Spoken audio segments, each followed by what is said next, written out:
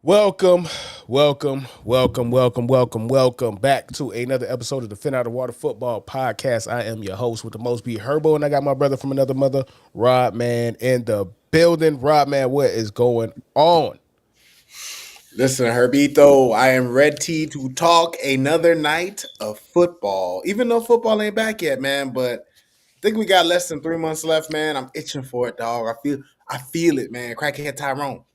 You know, it's funny because we were by the end of last season, bro. We were in a rush for the season to be over with, and now we are in such a rush for the season to come back. Because God, I really have nothing else that excites me in life other than watching teams I hate lose, bruh. So yeah, I'm itching. The Florida Panthers are feeling an itch. Shout out to them, but they can't do what football does. Nothing can do what football does, man.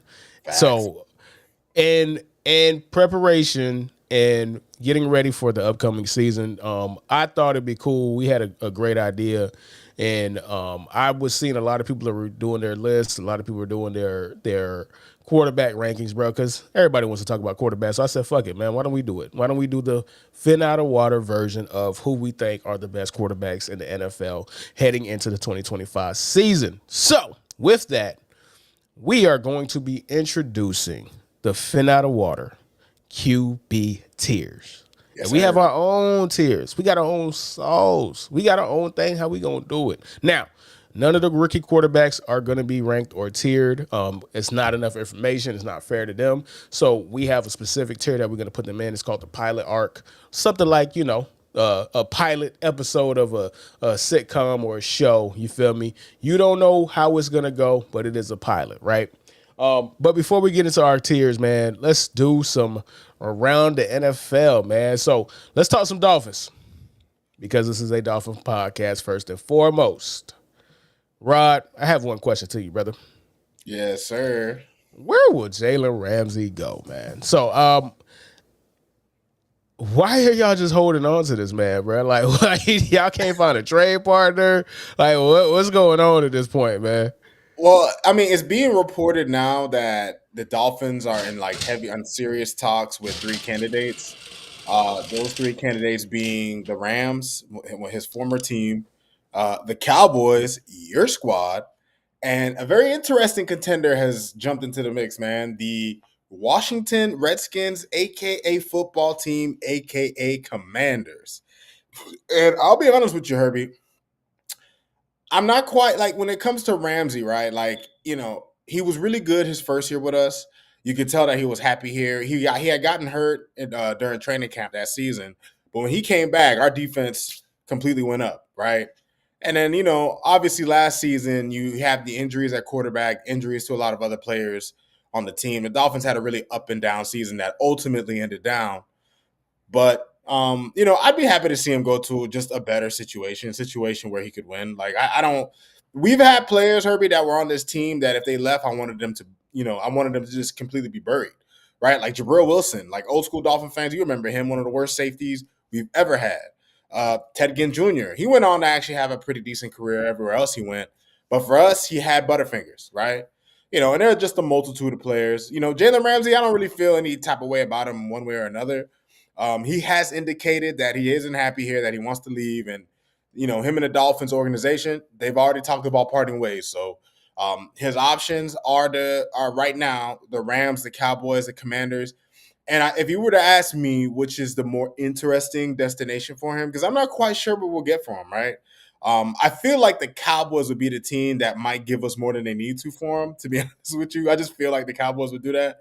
But in terms of where I think he would probably fit in and be interesting is definitely the Commanders, especially when you consider that they already have Lattimore out there. They could move Saint Strill to the slot, to the corner, to the nickel position, and then you put Ramsey out there. That would really really strengthen their defense, which is something that they really needed last season. Man, I don't want to hear that. Please, Mr. Maurice, not to put your government name out there, dog. Like, I don't need him going to the Redskins, right? And the thing about the Redskins, they're doing what they're supposed to, right? Acquire the talent, get as much dudes as you could get.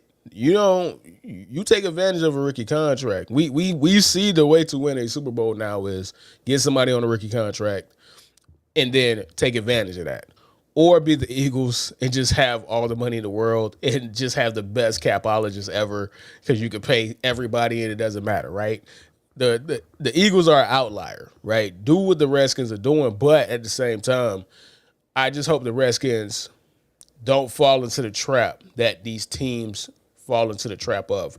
You have a young quarterback, you get success way earlier than you anticipate, and then you go balls to the walls to acquire talent, and then you end up like that one season like the Eagles had, aka the Dream Team. They had Vince Young and had Michael Vick and had Nnamdi Asomugha and Asante Samuel, and that team fell apart. Right? Like Yep. sometimes too much talent is too much. Now you got the politics. Now you gotta appease a bunch of different egos. A lot of people want to get their own playing time. So it's a fine balancing act, but it's something that easier to do when you do it on defense because that's a role. He's gonna have a role. You can't have enough cornerbacks though. So that's interesting. But again, get this man out of here. Now, granted, y'all not in the building. You feel me? Like it really doesn't matter right now. You guys, y'all don't have to see Jalen Ramsey every day. He doesn't have to walk past Mike McDaniel. He doesn't have to walk past Chris Greer and have those awkward interactions. So there's no rush. But I don't remember somebody going into the offseason saying, I want to be here. And then he's just hanging around, man.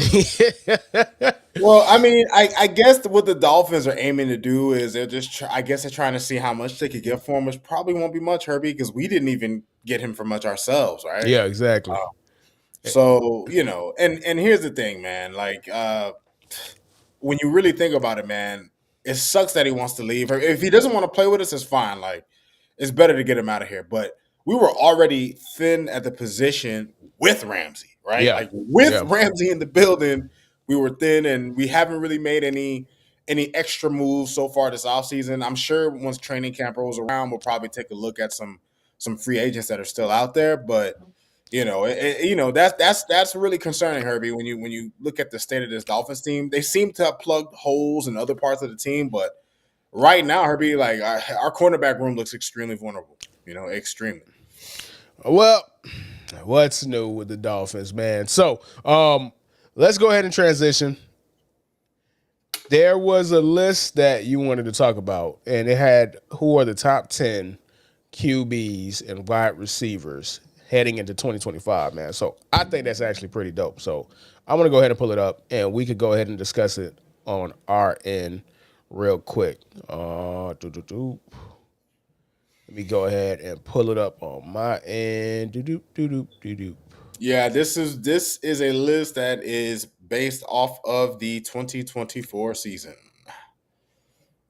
Let me Fox get it. Sports. All right, man.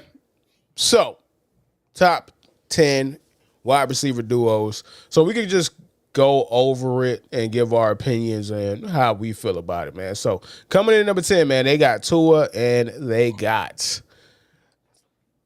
Tyreek Hill, man. So, Rob, man, you made a list, man. How do you feel about that, man? Congratulations, dog. The Dolphins made a list, man. Well, here's the thing, Herbie. It sucks that this list comes out after last season as opposed to 2 seasons ago.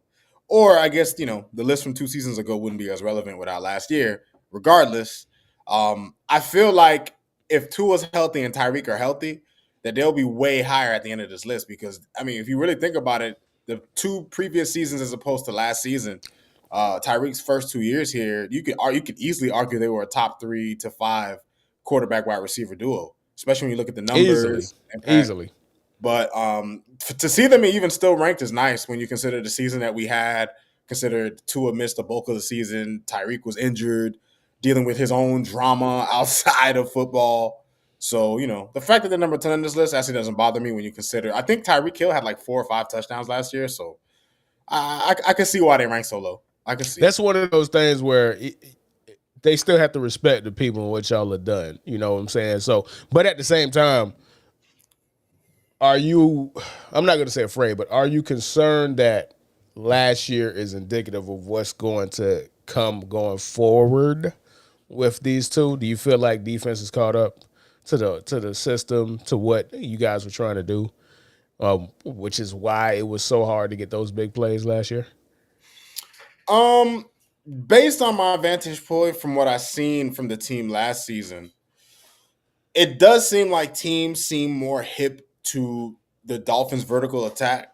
But if there's one thing that I was happy to see is that the Dolphins did, and the Dolphins were able to adjust to it. Right, we played a much more concise, conservative style of football. Tua had some really, really awesome games where he didn't even throw deep like that. Like he was just surgically moving the offense downfield. And if that's the way we have to play football moving forward, Herbie, as long as we have a running game, it can be effective, right? Without a running game, it's really hard to win that way. But when you can run the ball for 4 yards, throw a 6 yard pass, run the ball for 5 yards, throw a 5 yard pass, you can make that work. You know what I'm saying? So we'll see how the Dolphins are going to kind of go with their offensive philosophy this season. But the other part of it is too, Herbie, if the Dolphins can get the running game going, I think it'll unlock the Dolphins' deep passes again, right? Because teams will start to have to respect, our running game. They'll have to respect us throwing short underneath, which, what that does is it creeps in, the front seven a lot closer and splits safeties out wide, right? And if we have success running the football, Herbie, now you're forcing teams into single high, which gives you more one-on-one opportunities, which teams played us with a ton of cover two last year. I think, if I'm not mistaken, the Dolphins probably saw more cover two than any team in the league outside of maybe the Chiefs. So when you look at, the way teams have learned to play us, it's on the Dolphins to have to adjust to it. And a big part of it is just being physical in the trenches and being able to move the ball at the line of scrimmage. All right, man. All right. Let's see who they have it coming in number 9, man. So number 9, CJ Stroud and Nico Collins, man. So I thought they would be a little bit higher because, man, y'all lucky. Y'all lucky Nico missed them 4 or 5 games, bruh. Because he was giving DBs hell. Hell. That boy was giving DBs hell, bro. So I'm surprised they came at number 9. But you have any opinions on them as a duo? I'll say, man. I mean, you said it. As long as if Nico Collins was healthier, I'm sure they would have ranked higher on this list. Obviously, he is the number one target for CJ Stroud, and I expect them this season to kind of rank a little bit higher by the end of it. All right, hold on. Let me go ahead and let me see. Give me 1 second. Yes, And then, all right. So, bam. There we go. All right, let's go down the list a little bit more, man. Coming in number 8, man. Lamar Jackson and Zay Flowers. All right, y'all got to put some respect on Nico, man. Like, y'all not finna tell me Lamar Jackson and Zay Flowers is a better duo. I guess they're saying Lamar Jackson himself is overly they have to be weighing Lamar Jackson higher, like so high, and then. You feel me? Because you're not gonna tell me that that's a better wide receiver. Well, you know what it is, Herbie. The thing with Lamar, they could have put Lamar and replaced Zay with anybody. They could have put Pretty Lamar much. and Mark Andrews. They could have put Lamar. Pretty much, There has to be. They're had to saying Lamar is so amazing, bro. That he was just gonna take his best receiver, dog, to put him at a day spot, which is a testament to Lamar Jackson, bro, because that dude was fucking amazing, bro. Number 7, man. Y'all, man, we got some Glazers, bro, at Fox Sports, man. We got what they Commander fans over here, dog. Hey, stop glazing, man. Hey, stop it, man. Jada Daniels and Scary Terry. Now, granted, I have been, as somebody who was an NFC East fan, I have been I've been singing the praises of Terry McLaurin for the longest. That dude is one of these dudes who has produced with bad quarterback after bad quarterback after bad quarterback. He produced with Sam Howell, man. Get that man all pro every year, bro. What are y'all talking about, man? Like, get that man a first team all pro for that alone, bro. So I respect it. But again, I think because they want to have certain people I know Jada Daniels is amazing. He is in very high air when we get to our QB tiers. So he's amazing. But I think this is another one where they're saying, hey, Jada Daniels is so good that he's bringing his wide receiver with him, dog. All right. Number 6, Baker Mayfield and Mike Evans. A lot of people don't know, man. Baker threw for like 40 touchdowns last year, bro. Like that's ridiculous, bro. Like Did he threw like Baker 45? Baker really went crazy last year. Right? Like I don't think people realize. I think and people call Baker a bust. Like Baker was the number 1 overall pick in a draft that had Josh Allen and Lamar Jackson in it, bro. Like I he set the rookie passing touchdown record before Justin Herbert broke it. He had 27 touchdowns as a rookie. He just went to the Browns. Like What can you do about that, man? What can he do about that, man? What can he do about that? He went to the Browns, dog. And shout out to Mike Evans, man, who has just been a model of consistency at the position.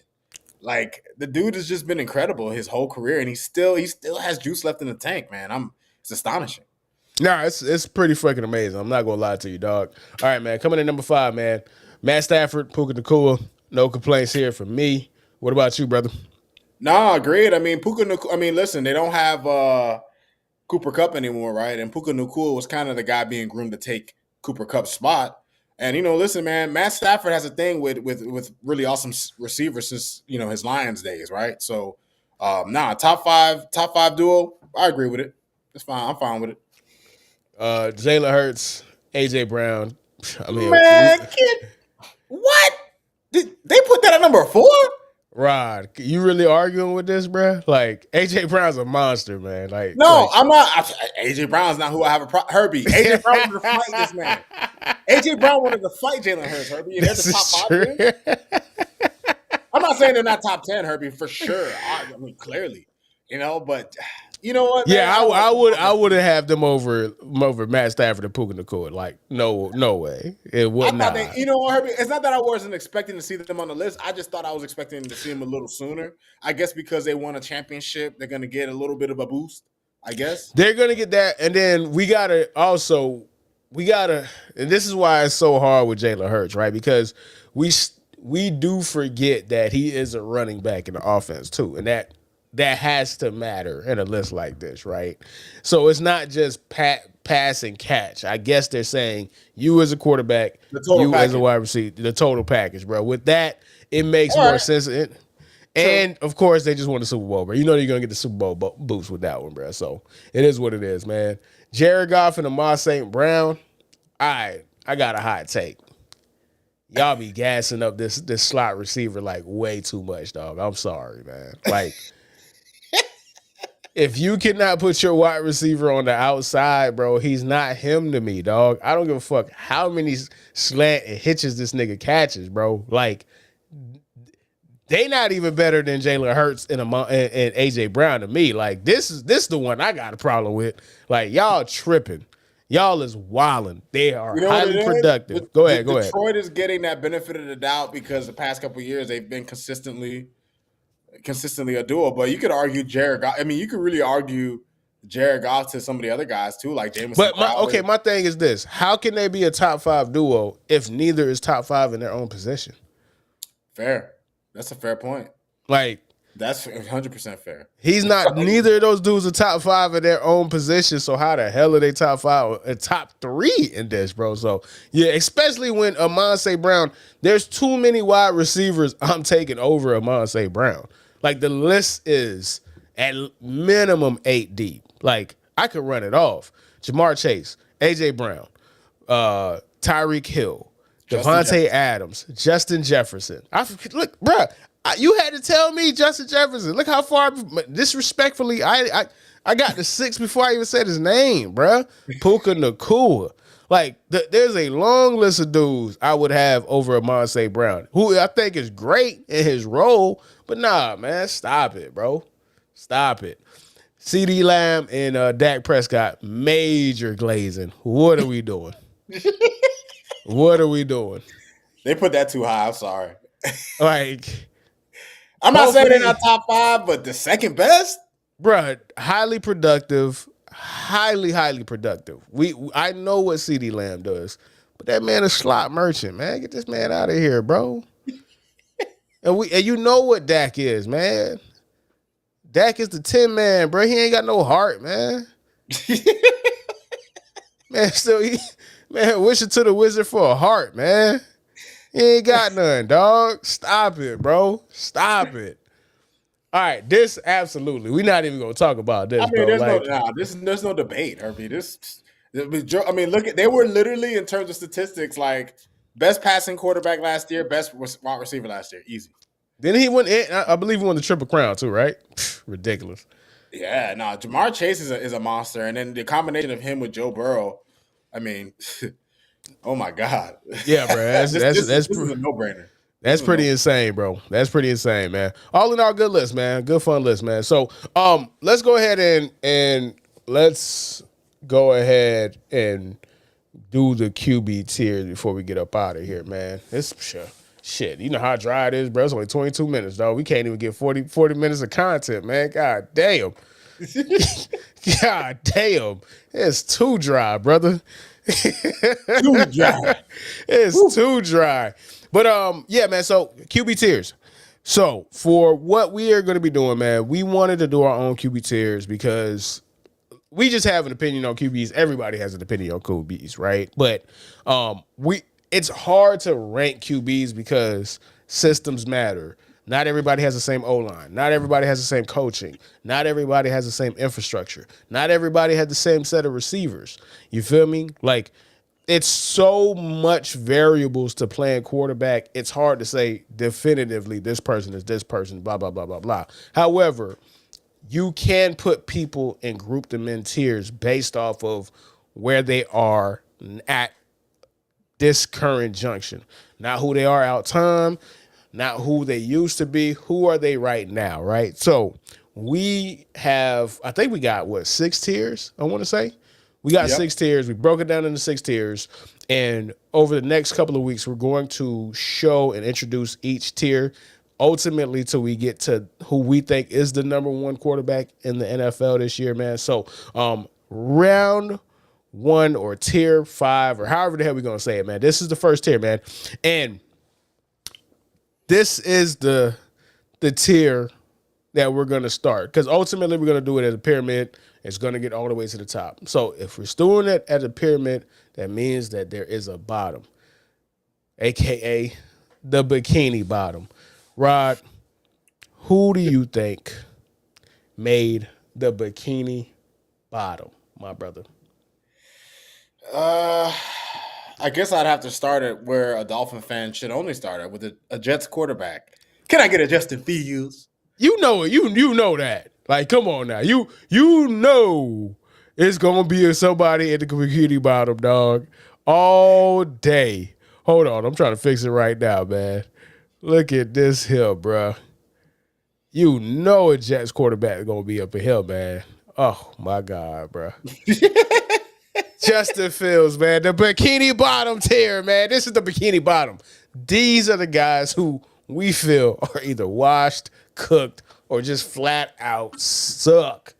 I know Justin Fields got a lot of defenders, man. I get it, bro. Like, people love them some Justin Fields, dog. But what can we say at this point, bro? I get it, man. It's everybody else's fault. Mike Tomlin said we'd rather have Russell Wilson over you, dog. Like, come on, dog. That says it all right there. That by itself. Like, I get it, man. He didn't get the best shake, and he went to the Bears, man. Shout out to Carl Williams, man. Bears is where quarterbacks go to die, dog. I get it, bro. But how many chances have this man had to show that he could be a great starting quarterback, dog? So, as far as I'm concerned, man, you in the bikini bottom, brother. You on the bottom of that toe pole, bruh. Next up, man, somebody that you was teammates with, brother. Russell Wilson, man. Russell Wilson is in the bikini bottom, man. He is one of, in my opinion, the 5 worst quarterbacks that is going to start in the NFL next year, dog. Russell Wilson, Jackson Dart is going to be starting by week 5, bro. Like we not even wait. What's the point of wasting our time? That might be a little late, man. You might be a week too early, man. Speaking of somebody else that is all too familiar with young black men still in his job, man, Joe Flacco, man. Welcome to the bikini bottom, man. Welcome to the Bikini Bottom. Well, they're reporting that they're going to give all the Browns quarterbacks a chance to start. Herbie, Bro, they have 5 quarterbacks in camp. That's unheard of, dog. That's unheard of, bruh. hey Steve. Oh, shout out to Steve, man. Shout Yo, out to yo, Steve. Steve, what up, man? What's going on, brother? Round of applause for Steve, man. But do you know how insane it is to have 5 quarterbacks competing? Like, you don't have enough time, bro. There's not enough reps to let 5 quarterbacks have an opportunity to show who should be starting. Like, Dylan Gabriel is going to make the team for sure. Shador is making the team for sure. Kenny Pickett, get your ass out of here, man. Pack your bags, bro. Cut it out, man. You gone, kid. And you know what's crazy? Bro, I completely forgot about Deshaun. I completely forgot about Deshaun Watson. Well, you know, he's not going to be there. He's hurt for the whole season. So that's, you feel me? But they still got to do something with him too, bro. So it's like, the Browns might be the worst run organization in all the sports. This is insane what Herbie, they're doing. they're the only team that's doing a battle royale for quarterbacks. Like, who does that? Like, are you serious, bro? We're going to be watching Joe Flacco and Shador and Dylan Gabriel and Kenny Pickett try to throw each other over the top rope, man? For what? For what? Like, could you imagine? Like, bro, like that place has to be a zoo. Like, if I'm Dylan Gabriel, I'm making sure Shador's iPad is never charged, bro. Like, I'm gonna be like, yeah, I charged it for you, bro. What the fuck? This shit dead. Oops. I'm deleting niggas' film. Like, I'm lying. Like, bro, I'm backstabbing everybody, dog. I'm telling people, bro, I'm putting their business. Like, bro, it is the fight of the Fireflies. What's that one movie, Lord bro? of the Flies, man. Lord of the Flies, man. Like, what is Lord of this? the Flies with the Office type of interviews. Because I would love to see that. Just love to see that, dog. Just niggas having those short little interviews in between fuckery. It'd be hilarious. It'd be hilarious. All right, man. Next up, man, Kirk Cousins, man. Why are you still in the NFL, bro? I get it. You love your money. We get it, bro. You love your money, but you're cooked, brother. He's the original. Hey, he's the original Lupin the Third, Herbie. The first real bank robber. He's the original, man. Bro, you are done, brother. It's over. It's over. Where are you going to start? Think about it. Like, all jokes aside, where is Kirk Cousins going to go to compete for a starting job? The Falcons said, we would rather pay you $40 million to go away. So you got to be in the bikini bottom tier, dog. You lost to a dude that doesn't want to take his do-rag off at Michael Penix, man. You know what's sad too, Herbie? When you take a look at last season, you take a look at Kirk Cousins, and when you look at the way they started the season, you look at the promise that they showed from the point to where he had that game where he threw for 500 yards against the Bucks. Yep. From that point on, he had an exponential drop off. Like, and he went from looking like he could be maybe in the best situation he's ever been in, which is obviously it will always be the Vikings for him when you include the coaching aspect. But he looked like, okay, Kirk Cousins, like, you can go anywhere and you could at least be good. And then from that point on, he just fell right off a cliff, Herbie. And now he's in no man's land. He's in limbo, dog. He's in freaking limbo, man. He's crazy. In limbo. You gotta think about it, bro. And this is terrible, right? This is an awful thing. Like, what I'm gonna say is funny, but I don't mean to laugh. But the entire time, the man's Achilles was a ticking time bomb, bro. Like, after that Bucks game where he threw for 500 yards, that shit exploded again, bro. He was always on borrowed time. The Falcons knew it. He knew it. The whole city of Atlanta knew it. There's a reason why a team would give a quarterback $100 million to be the starting quarterback for 3 years for them and go into the draft and draft a QB in the top 10. Michael Penix was not a second-round pick, not a third-round pick, not a fourth-round pick. They drafted him with the 8th pick after giving Kirk Cousins $100 million. Them doctors like, hey, bro, this man is cooked, bro. Y'all better go get y'all a quarterback. Y'all need a quarterback. Need some insurance. Need That some Achilles is insurance. on borrowed time, man. And the Falcons were right. We killed the Falcons. I remember we killed them. Everybody killed them. Everybody killed them. And they knew. They saw the medicals and were horrified, dog. So it was always only a matter of time, bro. So yeah, man, Kirk Cousins, man, welcome to the Bikini Bottom tier, man. Welcome to the Bikini Bottom tier. And you are also teammates with somebody else, man. His name is Aaron Rodgers, man. Aaron Rodgers, it is a pleasure to have you in the Bikini Bottom. What can we say about Aaron Rodgers that has not been said so far? I have never seen such an all-time great quarterback be hated as much as Aaron Rodgers is hated by seemingly everybody in the NFL. Like, I've never seen this. I've never seen this. There's a reason why he always wants his guys on his team, because apparently those are the only people that can stand his ass. This is crazy. I mean, Herbie, it says something about you when every one of your teammates or coaches has to be someone with basically Stockholm syndrome. Like basically at the end of the day, like Aaron can only work with people who he's already infected. People don't want that infection when he comes, Herbie. They don't want to deal with it, bro. Obviously. Look, Herbie, think about the Jets organization. Think about the history of the Jets, especially at that quarterback position, bro. They would rather, despite the fact that Aaron Rodgers wanted to stay. Aaron Rodgers didn't want to leave. He didn't do him dirty. He wasn't caught cheating. Now Aaron Rodgers wanted to stay, and the Jets was like, Yeah. nah, bro. You Yeah. too the Jets thought he was too toxic. What does that tell you? What does that tell you? If a toxic bitch thinks you're toxic, then that's bad. Like, right? that is terrible. That is awful, man. And the last person in the Bikini Bottom tier, which is the bottom of our Phin Outta Water QB tiers, is going to be by a man by the name of Anthony Richardson. So this one hurts. This one hurts a lot because I bought into the hype. I thought Anthony Richardson was going to be that dude. I thought he was going to be the next evolution of Josh Allen, right? Like, you seen what Cam Newton did, and you seen how Josh Allen was the next evolution of Cam Newton. I thought Anthony Richardson was going to be the next evolution of Josh Allen. A guy with Josh Allen's arm, his size, but with a 4.4 at 245 pounds. However, what we got is a dude that can't throw 5 yards in front of him, dog. Is a dude who is literally only capable of completing half of his passes in seemingly every game, which is hard to do. We got Jeff George with less accuracy, man.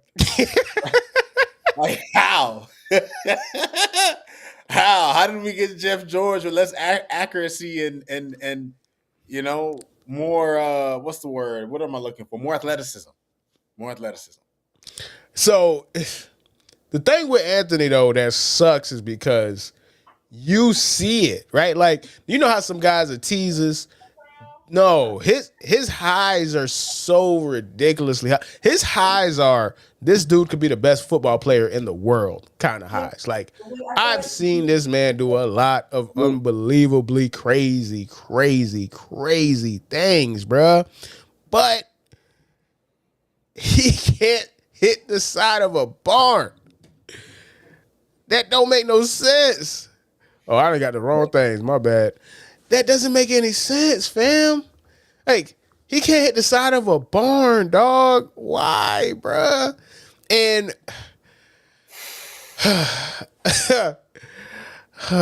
right, it hurts, man. This one hurts. I mean, listen, Herbie, we didn't when we saw his measurables and we saw his talent, we just didn't expect this man's stat lines to look like basketball stats, bro. We didn't expect this man to have shooting percentages, dog. Like, we weren't expecting. We were expecting an actual quarterback stats. And here's the thing, Herbie, we have fun on this pod. You know what I'm saying? We're football fans. So if there's any semblance of hope for the Colts, which there should be none, you're our first opponent, so no hope for you. But at the end of the day, you always want to prey on somebody's talent, right? Yeah, for they're sure. still going to give him another. They're giving him another chance. The Colts have a fresh start, and if Anthony Richardson, and this is just my opinion, Herbie, I don't know what he's like in the building. I can't speak on that. I don't know. But I just feel like if he was somebody who really, really took the game seriously, he'd be a scary player. I don't know if he takes the game as seriously as he should. That's how he comes off.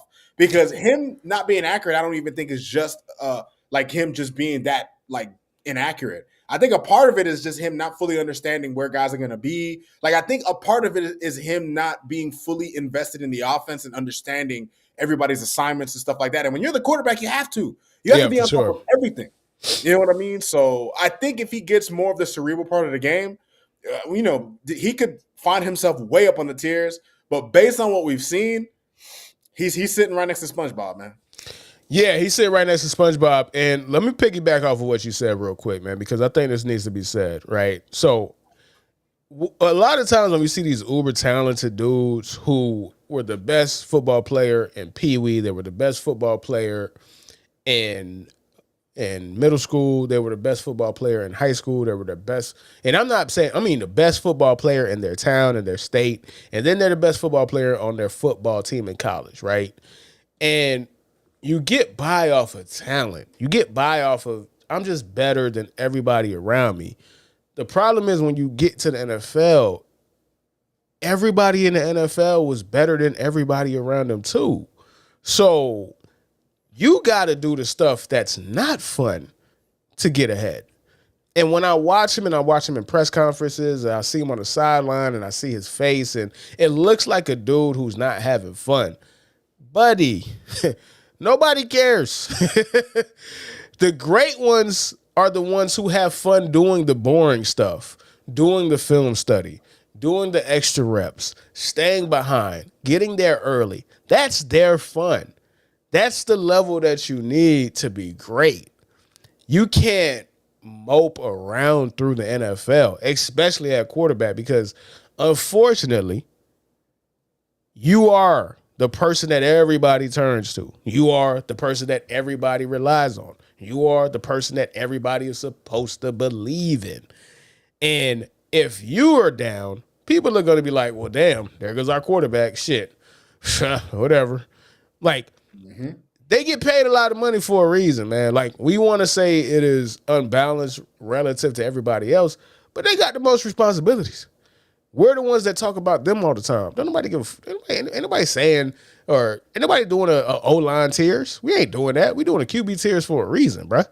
So when I see, I'm not gonna say I see it, but when I hear his teammates say certain things like he needs to take it serious or he needs to wake up or he needs to get it, that's letting you know dog is not putting in the work, and it reflected on the football field.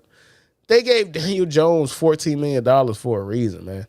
You don't give a backup $14 million unless you think that backup is potentially going to start. Like, if them bringing Daniel Jones doesn't motivate you, I don't know what will. But I hope he gets to that point because, and it's not even for him, his sake. It's for the NFL's sake. The better quarterbacks that we have, the more amazing quarterbacks that we have, the better football we're gonna get. Like the AFC South is disgusting, man. Like with bad quarterback play, bro. Like I need this dude to elevate himself. I need him to get out of the bikini bottom next year. I don't want him in this tier. He's too talented to be in this tier. But he has to be in this tier. And it is what it is, man. It is what it is, bro. And that is it for our first edition of the Phin Outta Water QB tiers. Next week, we are going to be debuting our Jedi Apprentice tiers. So it is very interesting who is in that tier. And we'll go ahead and explain that next week, man. Rod, anything else that you wanted to address before we get up out to her, my brother? Listen, Herb. As the countdown to football season is coming on, we see these other sports going on, and we're not going to do a full on NBA discussion, but I do want to say that I am extremely. I'm probably in the rare air here, but I'm extremely happy that the small market teams are going to win for once. Like we're gonna get a small market fest in the finals, probably between the Oklahoma City Thunder and the Pacers. Most likely. I mean, the Knicks, I guess, could come back, but I doubt it, man. I just you lose the first two games at home. in a playoff series, Herbie, and I just think that's huge, especially for a team like Indiana that's been playing so well, especially the way they play together as a unit. It's just hard to overcome that. So I'm super excited for it, Herbie. Like I know the Oklahoma City Thunder and Indiana Pacers sounds like a drag to maybe a casual fan, but to the people who are fans of genuine basketball, you're looking at two of the best literal basketball teams that you could ever watch. I that's what I'm thinking. I mean, listen, something could happen, but I doubt the Timberwolves are going to come back, and I really doubt the Knicks are going to come back. Yeah, for sure. And I don't want to spend too long on this, but I will say this, right?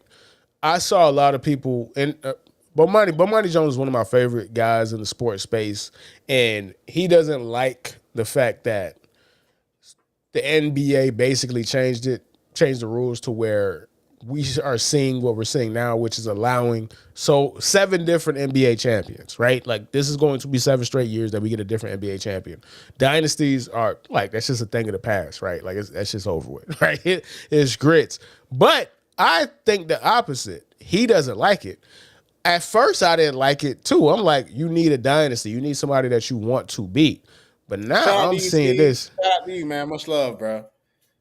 Man, appreciate you, Steve. Man, appreciate you, dog. Thank you, man. Appreciate you, man. We doing it every Monday or Sunday. We'll figure that out, man. But definitely, we would love to see you back here next week, man. But back to what I was saying. I think it's exciting to have new people because everybody actually has hope for once, dog. Like the Pacers are in the finals. It's still yucky. I still hate it. Ew, yucky. But it's still good. Indiana is a great basketball state. Yes, The Knicks are a great basketball state. 100%. Minnesota has been a great basketball state for a very long time. The Thunder, who used to be the Seattle Seahawks, Seattle Supersonics. Yeah. They're a great basketball state in town because they have 2 different cities that root for them, bro. So it is great to see all these different teams have an opportunity to actually win, bro. Like, it's cool to have a Death Star or an evil empire or the Yankees to root against, but it's also cool to have 30 fan bases rooting and thinking they have a chance to actually win a championship, bro. So it's pretty dope, man. It's literally like a round robin at this point, dog. 7 different champions is crazy.